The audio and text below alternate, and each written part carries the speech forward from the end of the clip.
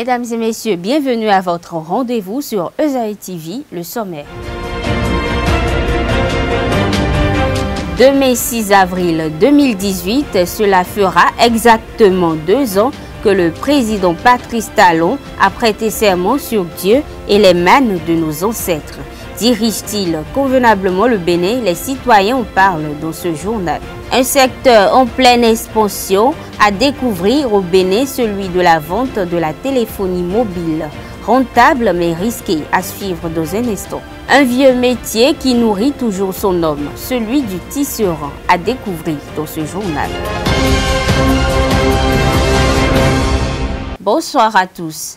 24 mois de rupture, de réformes de lutte contre la corruption, de tentatives de révision de la Constitution, de relance de l'activité économique et autres, le président Patrice Talon a bouleversé les habitudes pour le développement du Bénin. Après 2 ans, comment les Béninois apprécient-ils le nouveau départ? Suivons ensemble. Depuis 2 ans, on ne voit plus rien. Les Congolais qui viennent nous commander le travail ne viennent plus. Bon, non, on est comme ça. Nous souhaitons que, comment dirais-je, que le président fasse quelque chose pour nous. Parce que nous aussi, on ne comprend pas pourquoi comment dirais-je, nos clients ne viennent plus dans le pays pour commander les tenues. Les enfants ne vont plus à l'école. Certainement, les enfants ne vont plus à l'école. Tantôt, ils vont et pas les lundis. Et il revient, il dit que les maîtres ont dit de retourner à la maison, de revenir la semaine prochaine, le lundi prochain. On ne trouve plus comme avant. Ouais. Donc, nous aussi, on chute un peu. On gagne moins d'argent. On sent qu'il y a crise économique dans le pays. Donc, si le gouvernement peut essayer de voir un peu la situation, parce que c'est une crise totale, générale. C'est un bilan positif. Satisfaisant même. Parlant d'abord de la classe politique béninoise, on a l'impression, si la classe politique béninoise n'a pas d'idéologie, ils n'ont pas une ligne idéologique. Quand on veut faire de l'opposition aujourd'hui, l'opposition pour certaines personnes veut dire s'opposer à tout. C'est que quand c'est bien, on ne doit pas apprécier. Quand c'est mauvais, c'est là on critique tout le temps, on parle, mais sans rien proposer au fait. Si nous parlons aujourd'hui du PAG, du programme d'action du gouvernement, tel qu'ils le disent, on dirait que les gens n'ont pas pris connaissance de ces tests-là avant de lire ce président. Prenons le domaine d'abord de la communication, de la culture au Bénin. L'amélioration que ça voulait apporter, c'est qu'ils ont mis dans le programme envers la culture, ce n'est pas petite chose. Il faut être audacieux, courageux et discret avant d'entamer ces réformes-là. Mais au lieu d'apprécier du côté où c'est bon et de critiquer dans ce sens, proposer, dire, au moins dans ce sens-là, si vous pouvez faire telle chose, ça pouvait aussi améliorer ou bien ça pouvait apporter un plus à ce que vous êtes en train de faire. Ça pourrait nous avantager que tout le temps de rester à critiquer, mettre le bâton dans les roues. Nous assistons à quoi aujourd'hui? Les grèves illimitées, les grèves sans fin, qu'est-ce qui amène tout ça? Parlant des réformes aujourd'hui, la lutte contre la corruption, c'était une expression. C'était juste une expression, mais aujourd'hui c'est concrétisé. Ça fait un point. Le nettoyage, le débrayage de Cotonou d'abord. Ce que ça nous a causé, ce n'est pas de l'amusement. Si par exemple, moi je vais tourner un film aujourd'hui, si je vais tourner par exemple un clip, si je vais tourner peut-être un documentaire sur mon pays, je serais fier de travailler dans Cotonou. On a parlé aussi comment dire, des prêts. Des prêts aux femmes, des microcrédits aux femmes. Nous savons très bien de la manière où ça a été géré. Pour ne pas dire que le gouvernement d'alors n'avait rien fait en son temps. Ils avaient aussi fait d'efforts, mais il y avait trop de laisser aller. Mais au moins aujourd'hui, c'est bien structuré. C'est bien structuré. Et ils ont dit même au niveau des marchés, avant d'octroyer de prêts aux femmes, il va falloir qu'elles revoient, qu'il y ait des groupements de femmes avant qu'ils n'octroient des prêts. Maintenant, ça aura de suivi. On pourra bien contrôler, voir qui est qui a pris ci, qui a pris ça. Il y a, juste aujourd'hui, est-ce qu'on pourra nous dire que la moitié même, le 30% de ces femmes bénéficiaires ont pu rembourser? Est-ce qu'ils ont remboursé? C'est anormal. Est-ce que je vais demander, moi, à l'opposition? Faites de l'opposition, d'accord, mais une opposition objective. Une opposition qui propose et non pas vérité, une opposition qui ne vit pas des critiques, des autocritiques. Ça ne fait pas avancer. Ils n'ont qu'à essayer de proposer eux-mêmes. Ils n'ont qu'à essayer de se rapprocher du gouvernement, de mettre tous la main de serrer les mains pour pouvoir faire évoluer notre pays. Parce que c'est notre pays. Plusieurs possibilités s'offrent aux populations pour disposer d'un téléphone portable au Bénin. Un peu partout dans le pays, on retrouve les vendeurs de ce précieux outil qui est ancré dans les habitudes. Téléphone d'origine ou téléphone d'occasion, tout y passe. Zoom sur un secteur rentable mais risqué. Elles sont nombreuses, ces marques de téléphones mobiles dans les boutiques ici au Bénin. La population les adopte selon leur goût tout en tenant compte de la netteté et de l'autonomie de la batterie. Au Bénin, pour vendre les téléphones portables, il suffit de vouloir et d'avoir un fonds de commerce conséquent. Nous vendons les marques Tecno, Itel, Infinis, Instigi, Bontel, KGTEL, Solo King et Insbo aussi et Gioni. C'est les nouvelles marques qui sont maintenant sur le marché. Les marques qui sont un peu hors normes, c'est les Tecno, Infinis et Itel. C'est ça qu'on vend plus par rapport aux autres produits. Parce que c'est des produits qui coulent vite, qui sont aussi très résistants par rapport aux autres marques actuellement. Les problèmes peuvent subvenir entre le vendeur et l'acheteur si le téléphone acheté rencontre un problème. Que la garantie soit en cours ou passée, les clients peuvent devenir exigeants. Il y a les feature phones de Seiko, les feature phones de Solo King, les feature phones de BMM. Il y a aussi Android de ça. Mais les Android que nous en avons pour Seiko et BMM et Solo King ne sont pas conformes à celui de Tecno et Itel. Parce que les Tecno et Itel, maintenant, leur garantie, c'est plus avancé que les Seiko. Par exemple, garantie de Itel maintenant, ou Infinis et Tecno. Leur garantie, c'est 1 an et demi. Ça va être 12 mois plus 1 an et 1 mois. Quand le client paye le téléphone et que ça fait plus de 8 mois avec lui, que ça a des problèmes, et le problème ne vient pas de lui, et c'est un problème du téléphone là même, il peut ramener le téléphone. De là, nous, on va se rapprocher de notre service après-vente pour pouvoir lui mettre en garantie. C'est par rapport à leur efficacité côté batterie, côté, disons, pas batterie, efficacité, ça dit aussi par rapport à la garantie du travail. Ça fait aussi beaucoup de temps avant que ça se gâte. Ça qui pousse les clients à venir acheter massivement. Dans ce secteur d'activité, les difficultés sont généralement liées à l'approvisionnement et l'écoulement de certaines marques de portables qui ne sont pas trop prisées. Restons dans le même registre. Réparer son téléphone portable fait partie du quotidien des citoyens béninois, surtout avec la disponibilité du e-tech chinois. Avoir un téléphone portable, loin d'être un luxe ou une nécessité, est devenu un mode pour les Béninois. François Kakovi, un réparateur de téléphones portables, parle des problèmes que rencontrent très souvent ses clients et des difficultés qu'il rencontre lui-même dans son métier, sans oublier les logiciels de travail utilisés dans la reprogrammation et le blocage des appareils qui lui parviennent. En ces temps-ci, c'est des marques qui sont sorties nouvellement, Tecno, Infinis et Itel. Ces marques-là viennent de sortir, mais on les trouve souvent. Ce sont ces marques qu'on trouve souvent ici. Donc ils viennent ici, souvent ils ont des problèmes de bout de charge, de reprogrammation. Souvent c'est des déblocages et un peu de tout. Même des fois ça vient éteint et on est obligé de changer même des plaquettes, de reprogrammer, tout ça. Il y a beaucoup de logiciels que moi j'utilise pour mes reprogrammations. Donc ça dépend aussi du type de téléphone. Chaque téléphone avec son programme de reprogrammation. Donc si j'ai... Il y a aussi la famille du téléphone. Il y a des, par exemple, je peux dire qu'il y a des téléphones Mediatek. C'est comme ça. Il y a aussi des téléphones SP des gens, Spree, Drum. Donc pour ces choses, le programme qui a flashé ou bien qui a reprogrammé SPD ne peut pas reprogrammer souvent Mediatek. Ils utilisent de différents programmes. En ce qui concerne les déblocages, et codes oubliés, tout ça là, on utilise le logiciel là. Par exemple, c'est GSM Aladdin on l'appelle GSM Aladdin, pour enlever les codes, ainsi de suite.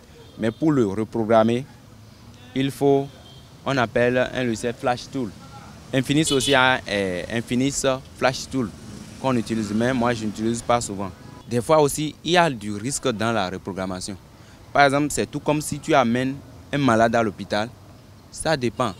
Ça peut, il se pourrait que la personne meure, tout comme si la personne ressuscite.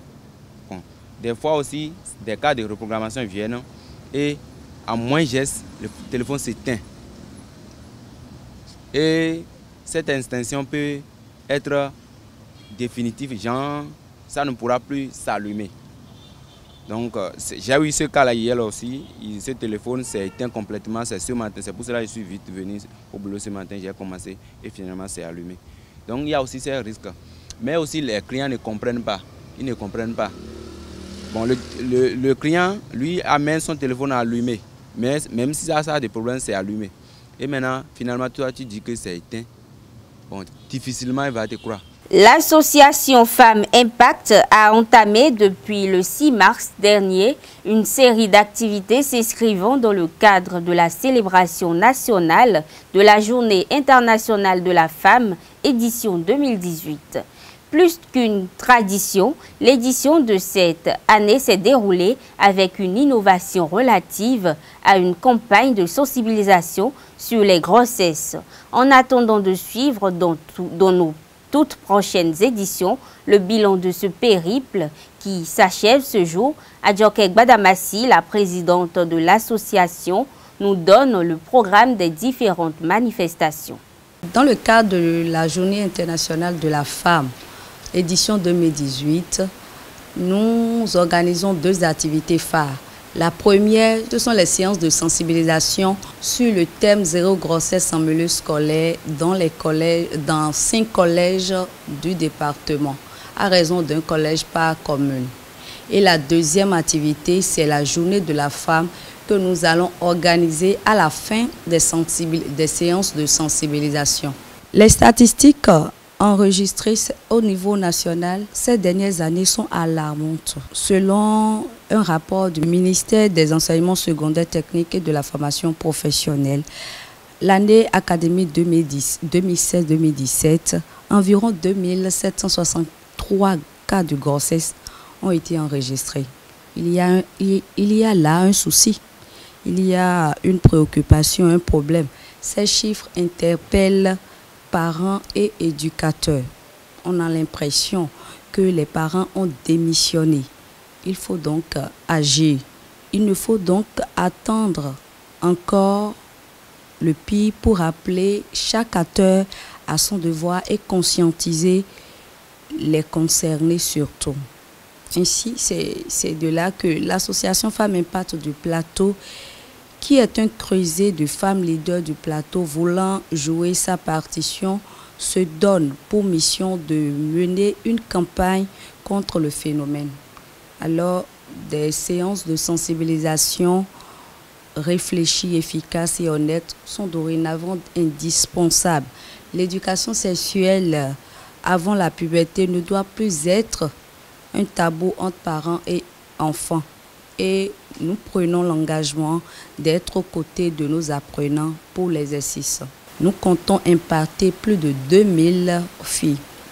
L'apport souhaité au niveau de nos autorités scolaires est la mobilisation des apprenants, surtout des filles et des parents d'élèves, pour sortir et venir écouter le message. Et la deuxième grande activité après les sensibilisations, c'est la journée des femmes. La journée des femmes qui réunit les femmes des mairies, les groupements de femmes qui sont dans diverses activités et les femmes leaders du département du Plateau. Et pour commémorer, on va se retrouver pour discuter, pour échanger sur le thème mondial qui est les femmes urbaines et les femmes rurales. C'est l'heure de transformer le monde. Et autour de ce thème, nous avons aussi deux autres sous-thèmes qui sont Femmes par l'action, impactons la nation, et l'entrepreneuriat féminin, le maraîchage Le métier de tisserand est l'un des vieux métiers exercés un peu partout dans le monde.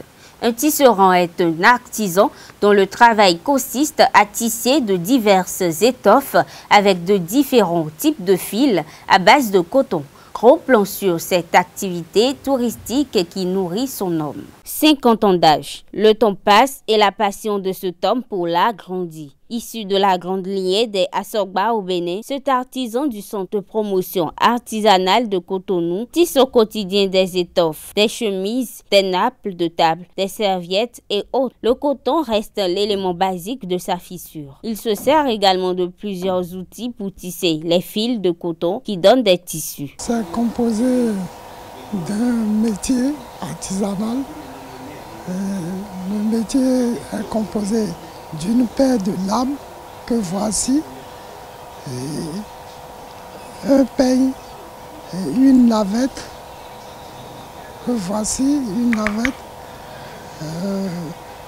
Nous préparons les canettes. Le rôle de la navette, on met la canette dedans pour pouvoir tisser. Le peigne sert à frapper, faire le remise et le tissu sort. La paire de lames sert à... C'est dans ça que nous faisons l'enfilage. Après l'empeignage, avant que le tissage ne se mette sur la route. Il y a le pédale, donc tous les membres de mon corps travaillent. J'ai 2 pédales en bas, j'appuie sur le pédale, ça change. La navette passe au milieu de l'encroisement. D'après lui, le métier de tisserand nourrit bien son homme, mais il n'est ni sans difficulté et ni sans risque. De ces risques, M. Assogba explique que certains clients commandent des tissus et une fois les tissus prêts, ils ne les prennent plus. En tant qu'artisan, la mévente, parce qu'il faut fabriquer, il faut préparer le tissu avant d'envoyer à la couture pour confectionner des tenues. Quel que soit ce que nous allons faire, le couturier doit travailler avec nous. Mais c'est la mévente qui compte actuellement. Nous n'avons pas une promotion en tant que telle. Et donc on est en train de se balader dedans. Si c'est les expatriés, ils aiment la couleur neutre, le blanc sur écru. J'ai ça en banque, je n'ai pas encore fini la couture. Il reste à coudre, vous voyez. C'est ça. La couleur neutre, je dis, le tissu est tissé 100% coton béninois, les crus et les motifs sont en blanc. C'est une couleur qui va avec toutes sortes de badigeonnements. Donc les blancs aiment beaucoup plus que ça. Il y a d'autres clients qui viennent qui disent « Ah non, je n'aime pas ». Par exemple, ça là, il y avait un monsieur qui était là hier, il voudrait me prendre ça, mais c'est à cause du vert qu'il a laissé. Il a dit qu'il y a trop de vert, que lui n'aime pas la couleur verte. Donc, ça dépend du goût de chacun. Ce tisserand invite ses frères béninois à aimer les vêtements tissés, puis à s'habiller localement. Mesdames et messieurs, c'est la fin de cette édition. Merci de nous avoir suivis et à bientôt.